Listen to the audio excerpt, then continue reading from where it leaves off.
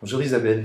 Bonjour Benoît. Dans une première séquence sur la manipulation, tu nous expliques ce que c'est la manipulation et la manière dont on peut être pris dans une espèce de piège manipulatoire, même si la personne qui nous manipule n'est pas consciente et n'a pas forcément une mauvaise intention à notre égard. Et donc maintenant, ce que j'aimerais bien, c'est que tu nous expliques qu'est-ce qu'on fait alors dans ces cas-là, qu'est-ce qu'on peut faire? Eh bien, en fait, ce qui est, c'est que souvent, on est dans la bienveillance pour cette personne, parce que c'est souvent quelqu'un qui est proche de nous, un partenaire, un professionnel avec qui on travaille, et donc on va donner de la bienveillance jusqu'à un moment où les comportements vont nous atteindre et on va tomber dans une certaine complaisance. C'est accepter quelque chose de mauvais pour soi. Et donc, ce qui est vraiment important, c'est de revenir à soi et de redevenir bienveillant pour soi d'abord.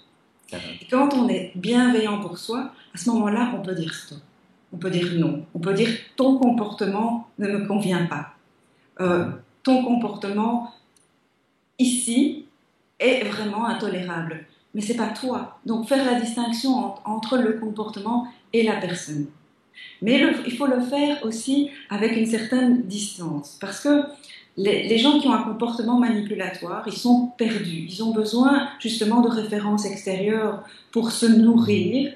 Et donc, ils vont se nourrir principalement des émotions des gens. Ils vont se nourrir de la peur qu'ils vont engendrer. S'ils font peur, ils ont gagné.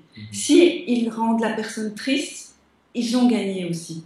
S'ils la mettent en colère, ils ont gagné. Et s'ils la font rire, ils ont gagné. Ça, c'est la séduction. Et donc, dans ces quatre situations émotionnelles, qui sont les émotions de base, si on réagit avec émotion, ils gagnent. Et nous, on s'épuise. Et donc, ce qu'il faut faire, c'est une neutralité ferme. C'est un non sans émotion. D'accord. Et donc, en n'exprimant pas d'émotion particulière, en étant très très neutre par rapport à tout ça, ça donne donc un message au manipulateur, même inconscient de nouveau, que son truc ne marche pas. Voilà. Son système ne marche pas. Donc il va essayer autre chose. Donc il va essayer les quatre types d'émotions. Si on ne réagit pas, il va essayer de tenter de faire peur, il va essayer de tenter de mettre en colère.